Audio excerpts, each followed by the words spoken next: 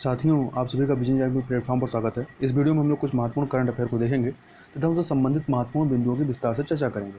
तो चर्चा को प्रारंभ करते हैं। सबसे पहले बात कर लेते हैं Jammu Kashmir grant of domicile certificate procedure rules 2020 के संबंध में। तो हाल ही में जम्मू कश्मीर प्रशासन ने केंद्र प्रशासित प्रदेश में अधिवास प्रमाण पत्र अर्थात डोमिसाइल सर्टिफिकेट जारी करने के संबंधित जो नियम है उनको अधिसूचित किया है। अब प्रदेश में Jammu Kashmir grant of domicile certificate procedure rules 2020 के आधार पर ही जो अधिवास या डोमिसाइल प्रमाण पत्र हैं सर्टिफिकेट वो जारी किए जाएंगे। अब हम लोग यहाँ बात कर लेते हैं कि ये जो डोमिसाइल सर्टिफिकेट के लिए योग्यता है तो कौन कौन सी योग्यता होगी तब किसी व्यक्ति को डोमिसाइल सर्टिफिकेट जो है वो जम्मू कश्मीर का मिलेगा। तो जारी अधिसूचना के अनुसार अधिवास या जो डोमिसाइल है इसकी परिभाषा में उन लोगों को शामिल किया गया है, मतलब वहाँ के निवासी वही माने जाएंगे जो जम्मू कश्मीर जो केंद्र शासित प्रदेश है इसमें 15 वर्षों की अवधि से रह रहे हों, मतलब 15 वर्ष से वहाँ पे रह रहे हैं अथवा 7 वर्ष तक वहाँ अध्ययन किया है और जम्मू कश्मीर स्थित शैक्षणिक संस्थान में 10वीं और 12वीं कक्षा की परीक्षा में शामिल हुए हैं। तो दो आधारों पर ही डोमिसाइल सर्टिफिकेट मिलेगा जम्मू कश्मीर का।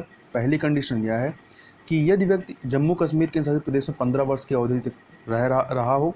दूसरी कंडीशन यह है कि यदि वह 7 वर्ष तक वहाँ अध्ययन किया हो और उस 7 वर्ष के अध्ययन में यह भी जरूरी है कि वह 10वीं तथा 12वीं की जो परीक्षा है उसने जम्मू कश्मीर के शैक्षणिक संस्थान से ही पास की हो या उस परीक्षा में वो शामिल हुआ हो, तभी उसे वहाँ का जो डोमिसाइल सर्टिफिकेट है वो मिलेगा। तो अब परीक्षा की दृष्टि से हमारे लिए ये जो 2 कंडीशन दी गई, ये 2 कंडीशन महत्वपूर्ण हैं। परीक्षा में आपसे दे सकता है कथन के रूप में कि आपको यहाँ पर जहाँ 15 वर्ष है यहाँ वो कह देगा 10 वर्ष, यहाँ पर 10वीं 12वीं का कि जहाँ पर वो ग्रेजुएशन लिख सकता है। तो ये याद रहेगा तो आप सही कर ले जाएंगे। आगे इसमें देखते हैं तो नियमों के तहत अधिवास जारी करने के लिए अधिकतम 15 दिनों की अवधि निर्धारित की गई, मतलब 15 दिनों में आपको डोमिसाइल सर्टिफिकेट मिल जाएगा तथा जिसके पश्चात यदि प्रमाण पत्र जारी नहीं किया जाता है, यदि 15 दिन के बाद भी सर्टिफिकेट जारी नहीं किया जाता तो आवेदक को इस संबंध में अपीलीय प्राधिकरण जो है उससे संपर्क करने का अधिकार दिए गए हैं तथा जो अपीलीय प्राधिकरण है इसका निर्णय जो है वो प्रमाण पत्र जारी करने वाले अधिकरण या जो प्राधिकरण है उसके लिए बाध्यकारी होगा। मतलब यह जो प्राधिकरण कह देगा वह उस चीज़ को जो भी प्रमाण पत्र जारी करने वाला अधिकरण या प्राधिकरण उसको मानना पड़ेगा तथा जो अपीलीय प्राधिकरण है इसके पास पुनरीक्षण शक्तियाँ अर्थात रिविजनल पावर्स हैं, मतलब अपनी चीज़ों पर दोबारा से वो पुनर्विचार कर सकती है तथा अपीलीय प्राधिकरण जो है या तो स्वतः संज्ञान लेकर के अथवा किसी व्यक्ति द्वारा किए गए आवेदन के माध्यम से किसी भी कार्यवाही की वैधता की जांच कर सकते हैं और संदर्भ में उचित आदेश भी पारित कर सकते हैं। अब हम लोग जम्मू कश्मीर की बात कर रहे हैं तो जम्मू कश्मीर के संबंध में जो आर्टिकल 370 था और 35A जिसको 5 अगस्त 2019 को समाप्त कर दिया गया, तो इसके बारे में थोड़ा सा देख लेते हैं। तो 17 अक्टूबर 1949 को अनुच्छेद 370 जो है भारतीय संविधान का हिस्सा बना तथा इसे एक अस्थायी प्रावधान के रूप में इसमें भारतीय संविधान में जोड़ा गया था, जिसने इस आर्टिकल के तहत जम्मू कश्मीर को छूट दी गई ताकि वह अपने संविधान का मसौदा तैयार कर सके और राज्य में भारतीय संसद की विधायी शक्तियों को प्रबंधित कर सके, मतलब कौन कौन सी चीज़ें यहाँ पे लागू होंगी उसको वो प्रबंधित कर सके। तो आर्टिकल 370 के तहत जम्मू कश्मीर को संविधान सभा को सिफारिश करने का अधिकार दिया गया था कि भारतीय संविधान के कौन से अनुच्छेद राज्य में लागू होने चाहिए, जम्मू कश्मीर में लागू होने चाहिए और कौन से लागू नहीं होने चाहिए। तथा यह जो आर्टिकल 35A है, 35A जो है यह आर्टिकल 370 से ही उपजा हुआ है और जम्मू कश्मीर संविधान सभा की सिफारिश पर वर्ष 1954 में इसको राष्ट्रपति के आदेश के द्वारा अर्थात राष्ट्रपति के अध्यादेश के माध्यम से इसको लागू किया गया था। तो इसी पे लेकर विवाद भी था कि चूँकि यह जो आर्टिकल 35A जैसे कि कोई भी संविधान में संशोधन किया जाता है, कोई भी नया आर्टिकल जोड़ा जाता है तो वो संसद के माध्यम से जोड़ा जाता है। संसद में पहले कोई प्रस्ताव जाता है, पहले बिल जाएगा, फिर उस पर चर्चा होती है और वो बिल पास होता है, फिर वो एक्ट बनता है। परंतु यह जो 35A था यह इसको राष्ट्रपति के अध्यादेश के द्वारा या राष्ट्रपति के आदेश के द्वारा इसको लागू कर दिया गया, जबकि हमें मालूम है कि राष्ट्रपति का जो अध्यादेश होता है वो 6 माह तक ही केवल वैलिड होता है यदि उसको संसद के द्वारा अनुमोदित नहीं किया गया तो, परंतु यह लगातार बना था। आगे देखें तो संविधान के अनुच्छेद 370 के तहत क्या है कि जम्मू कश्मीर का अलग संविधान था, जबकि आर्टिकल 35A ने राज्य के बाहर के लोगों को जम्मू कश्मीर में संपत्ति खरीदने और स्थायी निवासियों के लिए नौकरी आरक्षण सुनिश्चित करने पर रोक लगा दी थी। मतलब ये था कि यहाँ पर जो संपत्ति खरीदने का जो अधिकार था वो जम्मू कश्मीर का व्यक्ति खरीद सकता था, बाहरी व्यक्ति नहीं खरीद सकता था। और दूसरी, यहाँ के जो स्थायी निवासी थे उनको ही नौकरी का आरक्षण था, बाहरी व्यक्ति को यहाँ के राज्य की जो नौकरियाँ होती थी उनमें उनको कोई भी पार्टिसिपेशन नहीं दिया जाता था। आगे चलते हैं, आगे बात करते हैं एटालिन जल विद्युत परियोजना के बारे में। तो एटालिन जल विद्युत परियोजना हाल ही में चर्चा में क्यों है?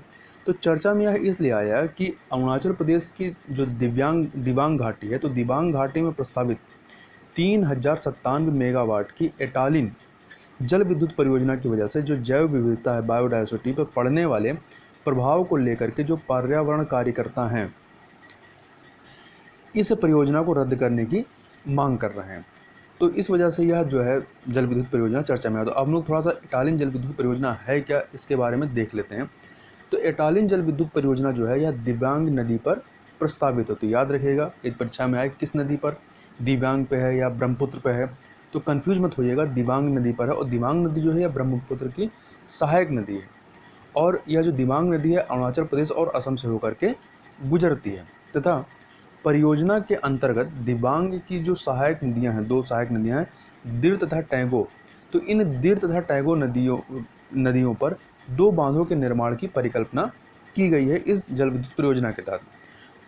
तथा यह जो परियोजना है, यह परियोजना हिमालय के सबसे समृद्ध जैव भौगोलिक क्षेत्र के अंतर्गत आती है तथा यह पूरा पाषाणकालीन इंडो चाइनीज और इंडो मलयन जैव भौगोलिक क्षेत्रों के संधि स्थल पर स्थित होगी, जो कि काफ़ी जैव विविधता के हिसाब से काफ़ी समृद्ध माना जाता है। अब यदि इसके महत्व या सिग्निफिकेंस को देखें तो इसका जो महत्व यह है कि भारत सरकार द्वारा यह परियोजना चीन से आने वाली नदियों पर प्राथमिक उपयोगकर्ता अधिकार स्थापित करने और उत्तर पूर्व अर्थात नॉर्थ ईस्ट में परियोजनाओं को तेज करने के उद्देश्य से इसको प्रस्तावित किया गया है। यहाँ प्राथमिक उपयोगकर्ता का मतलब क्या हुआ? प्राथमिक उपयोगकर्ता का मतलब ये हुआ कि चूंकि ये जो ब्रह्मपुत्र नदियाँ हैं या और जो नदियाँ हैं ये चाइना के तिब्बत से होकर के निकल के आ रही हैं, तो पहले चाइना ऊपर है और उसके बाद अगर चाइना यहाँ पर बांधों का निर्माण करेगा या कोई जल विद्युत परियोजनाएं लगाएगा तो ये पानी क्या होगा, जो पानी आ रहा है नदी का वो कहीं ना कहीं बाधित होगा। और चाइना के द्वारा क्या है कि बड़े स्तर पर यहाँ जो है वो प्रोजेक्ट लगाए जा रहे हैं।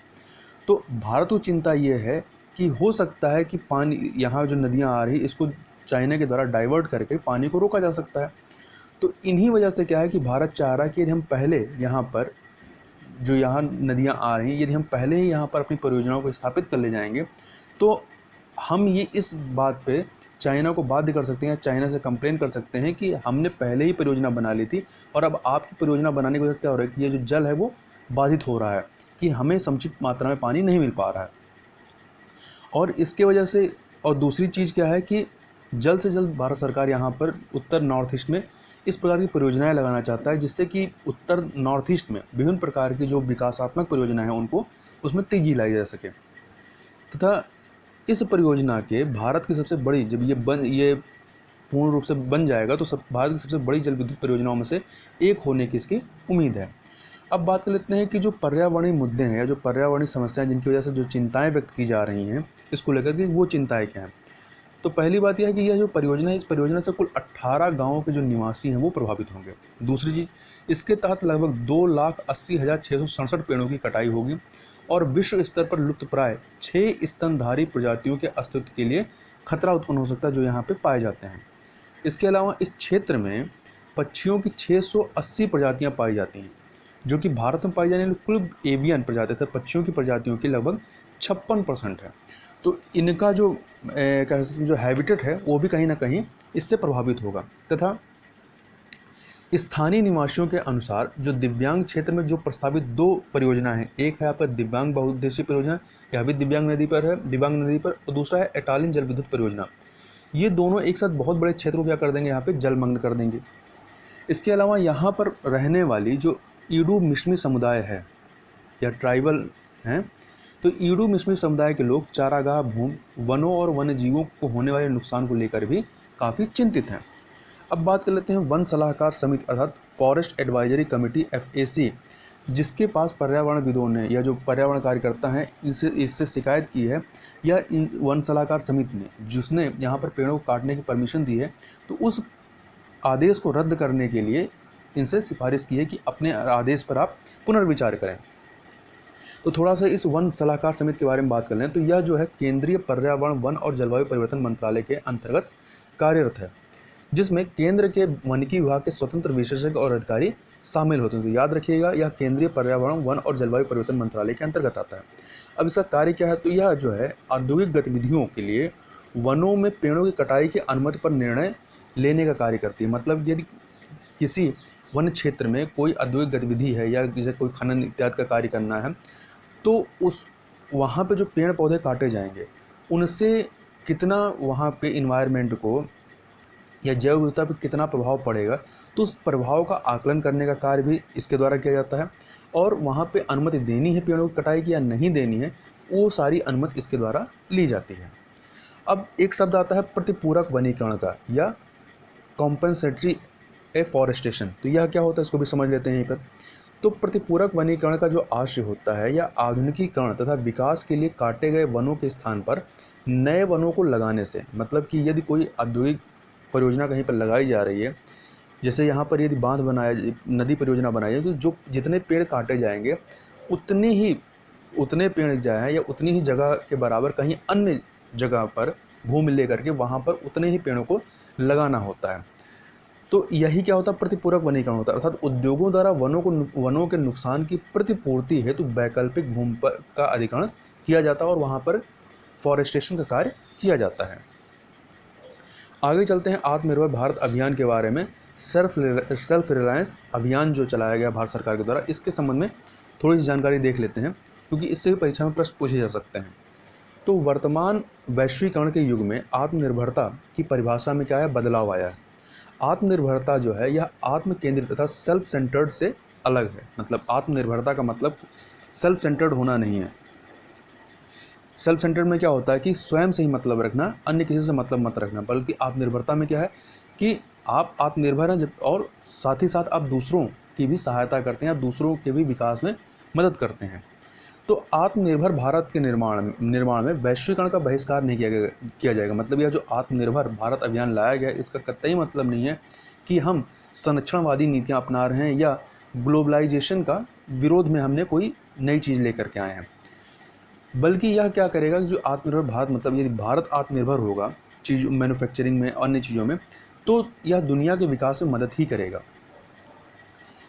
और यह जो अभियान है, इस अभियान को 2 चरणों में प्रारंभ किया जाएगा। प्रथम चरण में क्या होगा, प्रथम चरण में यह होगा कि इसमें चिकित्सा, वस्त्र, इलेक्ट्रॉनिक्स, प्लास्टिक, खिलौने जैसे क्षेत्रों को प्रोत्साहित किया जाएगा ताकि स्थानीय विनिर्माण और निर्यात को बढ़ावा दिया जा सके। तथा द्वितीय चरण में इस चरण में रत्न एवं आभूषण, फार्मा, स्टील जैसे क्षेत्रों को प्रोत्साहित किया जाएगा। तथा यह जो आत्मनिर्भर भारत अभियान है, इसके 5 स्तंभ, मतलब यह जो है आत्मनिर्भर भारत अभियान, यह 5 पिलर पर डिपेंड है। मतलब 5 पिलर के आधार पर यह कार्य करेगा। अब ये 5 पिलर कौन से हैं, इन 5 पिलर को याद रखिएगा क्योंकि इनसे परीक्षा में पूछ सकता है कि निम्न में से कौन से भारत आत्मनिर्भर भारत अभियान है, इसके कौन से 5 स्तंभों में शामिल हैं और कौन से नहीं शामिल हैं। तो पहला है अर्थव्यवस्था अर्थात इकोनॉमी। दूसरा है, इसमें क्या है कि अर्थव्यवस्था या इकोनॉमी में क्या है कि जो कि वृद्धिशील परिवर्तन अर्थात इंक्रीमेंटल चेंज के स्थान पर बड़ी उछाल अर्थात क्वांटम जंप पर आधारित हो। मतलब हमारी अर्थव्यवस्था ऐसा नहीं कि इंक्रीमेंटल चेंजिंग हो धीरे धीरे, बल्कि हमें तेज़ी से इसमें उछाल लाना है। दूसरी चीज़ इंफ्रास्ट्रक्चर या अवसंरचना है। तीसरा पिलर इसका प्रौद्योगिकी या टेक्नोलॉजी है। चौथा है गतिशील जनसांख्यिकी या वाइब्रेंट डेमोग्राफी। यह जो गतिशील जनसांख्यिकी है या जो वाइब्रेंट डेमोग्राफी है, यह आत्मनिर्भर भारत के लिए ऊर्जा का स्रोत के रूप में यह कार्य करेगा। और जो 5वां पिलर है, वो 5वां पिलर है मांग या डिमांड का। तो भारत की मांग और आपूर्ति श्रृंखला जो है, डिमांड और सप्लाई चेन जो है, इसकी पूरी क्षमता का उपयोग किया जाना चाहिए। तो ये 5 पिलर जो हैं, ये आत्मनिर्भर भारत अभियान के आधार हैं। तथा यह जो आत्मनिर्भर भारत अभियान चलाया गया, इसके लिए आर्थिक प्रोत्साहन को भी अनाउंस किया गया है। तो प्रधानमंत्री ने आत्मनिर्भर भारत निर्माण की दिशा में विशेष आर्थिक पैकेज की घोषणा की है। यह पैकेज जो है कोविड-19 महामारी की दिशा में सरकार द्वारा इसको घोषणा किया गया है।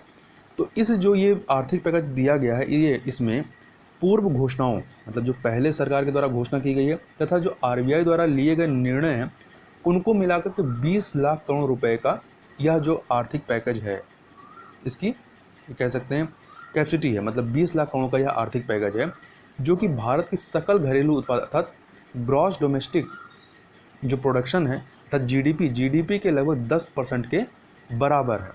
और यह जो पैकेज है आर्थिक पैकेज, इसमें भूमि, श्रम, तरलता और कानूनों पर ध्यान केंद्रित किया जाएगा। मतलब यह जो कह सकते हैं जो आर्थिक पैकेज है, यह 4L पर आधारित होगा या 4L पर फोकस करेगा। 4L मतलब क्या हो गया? Land, labour, liquidity and laws. तो इस 4L पर यह फोकस्ड होगा। आगे बात करते हैं सूक्ष्म लघु एवं मध्यम उद्योग अर्थात micro small and medium enterprises की परिभाषा में भी बदलाव किया गया है। तो क्या बदलाव किया गया, उस बदलाव को समझ लेते हैं, क्योंकि यह परीक्षा में पूछा जा सकता है। तो पहले थोड़ा सा बैकग्राउंड समझ लेते हैं सूक्ष्म लघु और मध्यम उद्यम की। तो सूक्ष्म लघु और मध्यम उद्यम के संवर्धन एवं विकास को सरल एवं सुविधाजनक बनाने हेतु 2 अक्टूबर 2006 को सूक्ष्म लघु और मध्यम उद्यम विकास अधिनियम या MSMED एक्ट 2006 विनियमित किया गया था, जिसके तहत दो कैटेगरी बनाई गई थी, एक मैन्युफैक्चरिंग की और दूसरी सर्विस सेक्टर की। अभी हाल ही में क्या किया गया है कि MSME की परिभाषा में बदलाव किया गया है, क्योंकि हो क्या रहा था कि आर्थिक सर्वेक्षण जो आया था, तो आर्थिक सर्वेक्षण के अनुसार लघु उद्यम जो होते हैं वो लघु ही बने रहना चाहते हैं। क्योंकि क्या होता है कि जो MSME कैटेगरी में होते हैं उनको कुछ सरकार के द्वारा लाभ दिए जाते हैं, इंसेंटिव कुछ दिए जाते हैं, तो उस लाभ को पाते रहने की वजह से क्या करते हैं, ये जो लघु उद्यम अपनी श्रेणी नहीं बदलना चाहते हैं। अतः MSME की परिभाषा में बदलाव की लगातार काफ़ी समय से मांग की जा रही थी। तो जो परिभाषा के जो नवीन मापदंड हैं, उन मापदंडों को देख लेते हैं कि किन मापदंडों के आधार पर अब इनको परिभाषित किया जाएगा। पहली चीज़ क्या की गई? पहली चीज़ निवेश जो सीमा थी, जो इन्वेस्टमेंट सीमा थी, जो लिमिट थी, उसको संशोधित किया गया है। दूसरा, कंपनी के टर्नओवर को मापदंड के रूप में जोड़ा जाएगा। मतलब अब जो है MSME की परिभाषा टर्नओवर के आधार पर भी दी जाएगी, तो उसको मापदंड में टर्नओवर को भी शामिल किया गया है। और तीसरी जो सबसे खास बात क्या की गई है, निर्माण, मैन्युफैक्चरिंग और जो सर्विस सेक्टर था, उस क्षेत्र के बीच के अंतर को समाप्त कर दिया गया। मतलब अब दो कैटेगरी ना रह करके अब दोनों के लिए सेम कर दिया गया है। तो इस प्रकार से अब कोई कैटेगराइजेशन नहीं, जो पहले जैसे कि दो निर्माण और सेवा क्षेत्र अलग अलग था, क्योंकि दोनों के लिए अलग अलग लिमिट होती थी, अब दोनों के लिए सेम लिमिट है। तो मतलब कुल मिलाकर के एक ही हो गया। तो ये तीनों जो मापदंड है, इन तीनों मापदंड को याद रखिएगा। पहला, निवेश सीमा को संशोधित किया गया है। दूसरा, कंपनी के टर्नओवर को मापदंड के रूप में जोड़ा गया है। तीसरा, निर्माण और सेवा क्षेत्र के बीच के अंतर को समाप्त किया गया है। परंतु यहाँ ध्यान देने वाली बात यह है कि जो नवीन परिभाषा है, इसके लिए भी आवश्यक कानूनों में संशोधन करना होगा, तभी यह लागू होगा। अब हम यहाँ पर जो मौजूदा वर्तमान में जो MSME का जो वर्गीकरण है, वो किस मापदंड पे है और जो संशोधित किया गया है, ठीक है, उन दोनों के बारे में, उन दोनों को अंतर देख लेते हैं। तो जो पहला अभी मौजूदा MSME वर्गीकरण है, इसमें मानदंड या मापदंड क्या है? संयंत्र एवं जो मशीनरी या उपकरण है, उसमें निवेश कितना इन्वेस्टमेंट किया जाता है, उसके आधार पर ये कैटेगरी बनती थी। तो इसके आधार पर क्या था कि ये जो सूक्ष्म लघु मध्यम, इसमें दो हो जाते थे। एक आपका विनिर्माण उद्यम हो जाता था, दूसरा सेवा उद्यम अर्थात सेवा सेक्टर हो जाता था, सर्विस सेक्टर।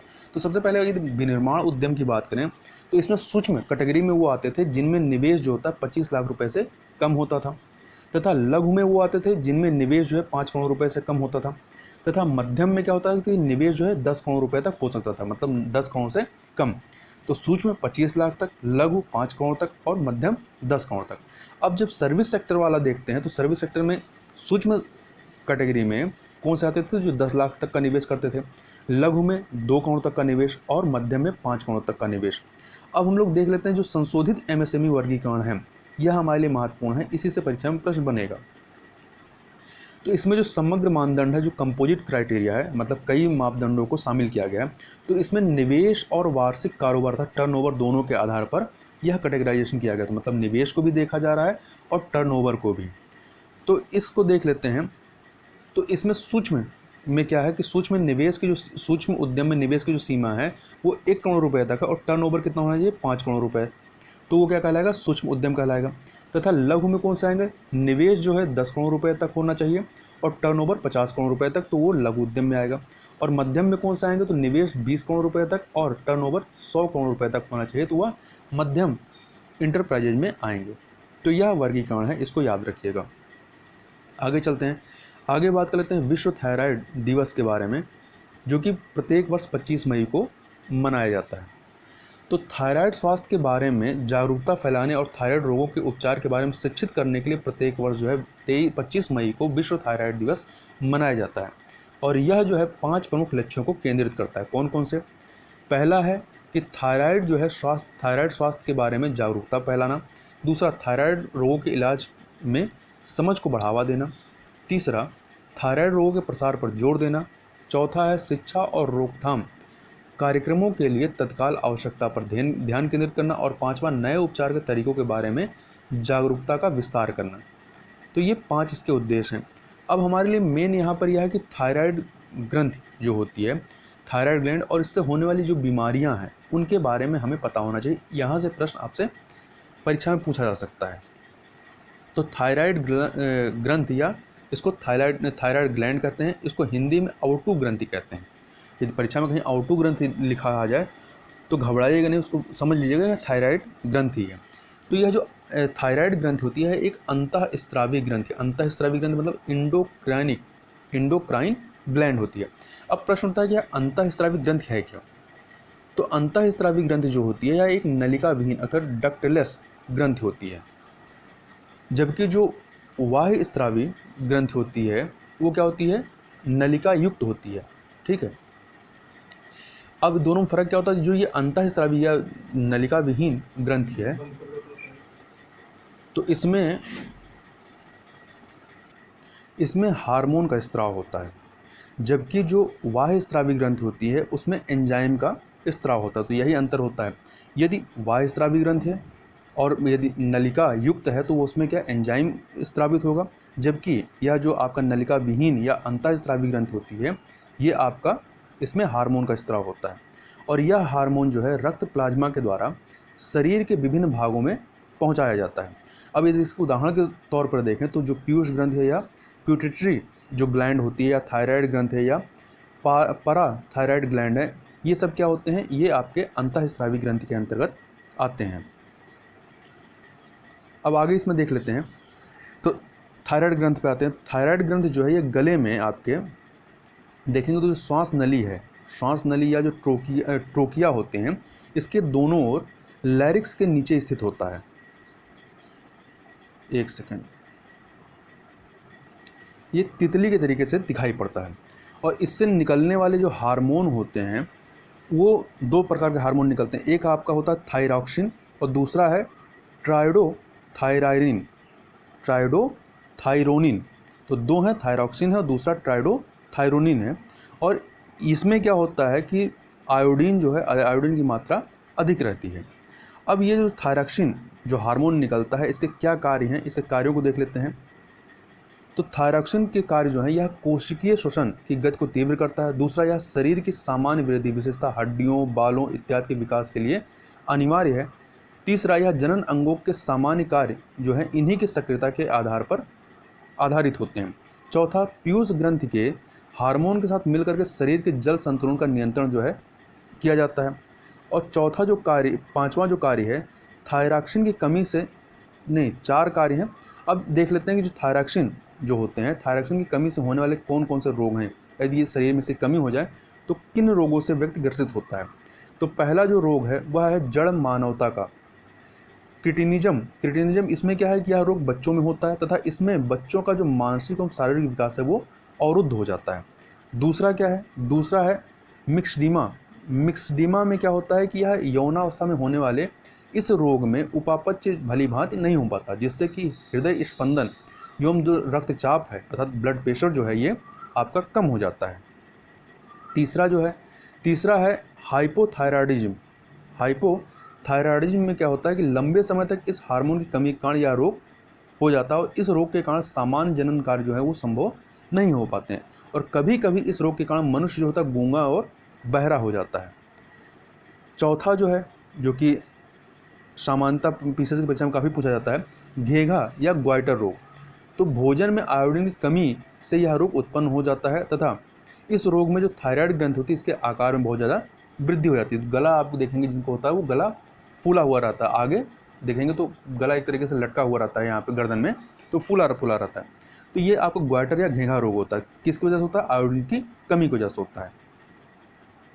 अब देख लेते हैं कि जो थायरॉक्सिन होता है, थायरॉक्सिन की अधिक मतलब ये शरीर में अधिक हो जाए, अभी तक हमने कमी वाले में बात किया, अब यदि अधिक हो जाए तो कौन से रोग हो जाते हैं? तो इसमें अधिक होने पे 2 रोग होते हैं। एक है आपका टॉक्सिक ग्वाइटर, इसमें क्या होता है हृदय गति तीव्र हो जाती है और रक्तचाप जो ब्लड प्रेशर है वो बढ़ जाता है, श्वसन दर तीव्र हो जाती है। इसके अलावा दूसरा है एक्सपोथैल्मिया।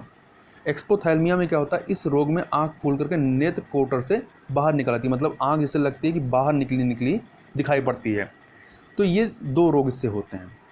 अब आगे चलते हैं, एशले कूपर के बारे में बात कर लेते हैं। तो एशले कूपर ये नंबर 1 पर रहने वाले ऑस्ट्रेलियाई टेनिस स्टार रहे हैं और एशले कूपर इनका भी हाल ही में निधन हो गया, इस वजह से यह चर्चा में आए या न्यूज में आए थे। एशले कूपर ने 1958 में ऑस्ट्रेलियाई बैडमिंटन और अमेरिकी चैंपियनशिप सहित 4 ग्रैंड स्लैम इन्होंने के जो एकल खिताब थे अपने नाम किए थे। तो ये नाम याद रखिएगा। एशल कूपर ये ऑस्ट्रेलियाई टेनिस स्टार रहे हैं, टेनिस खिलाड़ी रहे हैं जिनका अभी हाल ही में निधन हुआ है। अब आगे बात कर लेते हैं बलवीर सिंह दोझांस के संबंध में। तो बलवीर सिंह दोझांस जो है ये पूर्व भारतीय हॉकी खिलाड़ी थे। बलवीर सिंह दोझांस इनका भी हाल ही में निधन हो गया है। अब इनकी उपलब्धियों के बारे में थोड़ी सी चर्चा कर लेते हैं। तो यह जो है यह 3 बार जो ओलंपिक स्वर्ण पदक भारत ने जीता था, तो ये 3 बार ओलंपिक स्वर्ण पदक की जो टीम थी उस टीम के ये हिस्सा थे। पहला जो था लंदन ओलंपिक 1948, दूसरा हेलेंस्की ओलंपिक 1952, तीसरा मेलबर्न ओलंपिक 1956। तो ये तीनों ही स्वर्ण पदक, तीनों ही ओलंपिक में भारत ने स्वर्ण पदक जीता था और इन तीनों ही भारतीय हॉकी टीम में ये सदस्य थे। तथा जो 1956 का जो तीसरा वाला ये ओलंपिक हुआ था उसमें यह भारतीय टीम के कप्तान थे, जिसमें टीम ने फाइनल में पाकिस्तान को हरा करके स्वर्ण पदक जीता था। तथा बलवीर सिंह दोझांस जो हैं उन 16 लीजेंड में से एकमात्र भारतीय थे जिन्हें अंतर्राष्ट्रीय ओलंपिक समिति ने आधुनिक ओलंपिक इतिहास में चुना था। और इनके नाम पर ओलंपिक के पुरुष हॉकी फाइनल में एक व्यक्ति द्वारा सबसे अधिक गोल करने का रिकॉर्ड भी है। अब एक व्यक्ति के बारे में और चर्चा कर लेते हैं, रत्नाकर मतकरी के बारे में। तो रत्नाकर मतकरी जो हैं ये मराठी लेखक रहे हैं और मराठी लेखक और नाटककार रहे हैं जिनका अभी हाल ही में कोविड-19 के कारण निधन हो गया है। इन्हें मराठी में बच्चों के नाटक शुरू करने का अग्रणी माना जाता है तथा इन्हें ये संगीत नाटक अकादमी और साहित्य अकादमी द्वारा सम्मानित किए जा चुके हैं। अब बात कर लेते हैं वर्ल्ड टर्टल डे अर्थात विश्व कछुआ दिवस के बारे में। तो जो विश्व कछुआ दिवस है प्रत्येक वर्ष 23 मई को मनाया जाता है। तो हर साल 23 मई को अमेरिका के एक गैर लाभकारी संगठन अर्थात जिसका नाम है अमेरिकन टोर्टॉइज रेस्क्यू, इसके द्वारा विश्व कछुआ दिवस मनाया जाता है। तो इस दिन को वार्षिक रूप से लोगों को कछुओं का संरक्षण करने और दुनिया भर में उनके पाए जाने वाले स्थानों मतलब जहाँ पर ये पाए जाते हैं तो उन स्थानों के लुप्त होने के बारे में जागरूकता बढ़ाने के लिए मनाया जाता है, ताकि उन्हें इनके जो स्थान जो हैबिटेट उनको बचाया जा सके, जिससे कि इनका अस्तित्व बचा रहे। और इस दिन को पहली बार जो है वर्ष 2000 में मनाया गया था, तब से इसको प्रत्येक वर्ष मनाया जाता है। अब यहाँ पर थोड़ी सी और जानकारी देख लेते हैं कि विश्व में जो है 7 प्रकार के समुद्री कछुओं की प्रजाति पाई जाती हैं। इन 7 समुद्री कछुओं की प्रजातियों में से 5 प्रजातियां जो हैं वो भारत के समुद्री तटीय समुद्रों में पाए जाते हैं। अब ये कौन कौन से हैं 5, तो इनको एक बार देख लेते हैं और ये आयुष्मान किस कैटेगरी में आते हैं इसको भी देख लेते हैं। तो इसको याद रखिएगा 5 कौन से हैं जो भारत के तटीय समुद्र में मिलते हैं और उनकी कैटेगरी क्या है आयुष्मान लिस्ट में। तो इससे परीक्षा में प्रश्न बन सकता है कि आपको दे देगा और पूछ लेगा कि किस कैटेगरी के अंतर्गत आते हैं या कैटेगरी का मिलान कराइए। तो सबसे पहले बात करते हैं लेदर बैक कछुआ की। तो जो लेदर बैक कछुआ है ये वल्नरेबल कैटेगरी में आता है और लेदर बैक कछुए के बारे में याद रखिएगा कि यह जो है समुद्री कछुओं में जो है सबसे बड़ा कछुआ होता है, जो सबसे बड़ा समुद्री कछुआ होता है। दूसरा जो है हास्कविल कछुआ, यह क्रिटिकली इंडेंजर्ड कैटेगरी में आता है। तीसरा है लागर हेड कछुआ।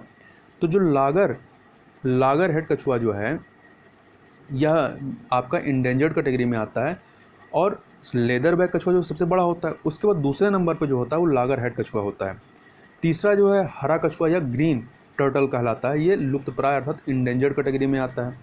और जो 5वां है ओलिव रिडले जो कि लगातार चर्चा में बना रहता है, ओलिव रिडले या वल्नरेबल कैटेगरी के अंतर्गत आता है। तो इसमें लेदरबैक कछुआ और ओलिव रिडले वल्नरेबल में आते हैं, जबकि लागरहेड और हरा कछुआ ये इंडेंजर्ड में आते हैं, और हास्कबिल कछुआ जो होता है ये क्रिटिकली इंडेंजर्ड, सबसे ज़्यादा खतरे में आपका हास्कबिल कछुआ ही है, क्रिटिकली इंडेंजर्ड है। तो इन चीज़ों को याद रखिएगा, क्योंकि इससे परीक्षा में प्रश्न इस प्रकार से पूछा जा सकता है। तो इस वीडियो में बस इतना ही, मिलते हैं नेक्स्ट वीडियो में, तब तक के लिए बहुत बहुत धन्यवाद।